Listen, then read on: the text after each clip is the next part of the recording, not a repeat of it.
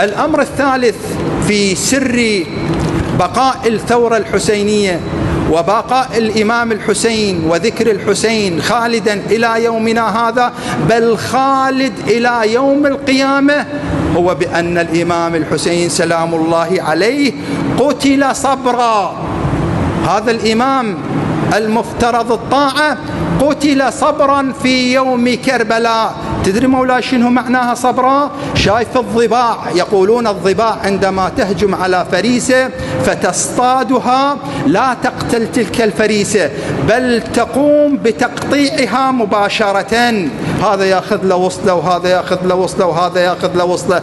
كذلك الإمام الحسين سلام الله عليه في يوم عاشوراء قتل صبرا. 1900 جرح بالإمام الحسين، بحيث دماء وأوصال الإمام الحسين ترست ساحة المعركة، وين ما تنظر للإمام الحسين سلام الله عليه قطعة من قطع جسده المبارك، بحيث يقولون بأن الإمام الحسين سلام الله عليه عندما سقط من على ظهر جواده قاموا عليه بالرماح والسيوف والحجارة وغيرها من أدوات القتل، حتى أن زينب سلام الله عليها وقفت على ذلك التل ونادت: أخي حسين، إن كنت ميتا فأمرنا وأمرك إلى الله، وإن كنت حيا فأدركنا. يقولون هنا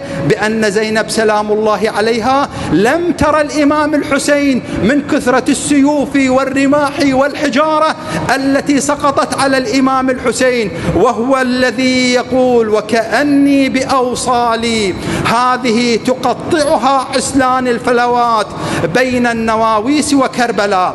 فالإمام الإمام الحسين سلام الله عليه في يوم كربلاء الإمام الحسين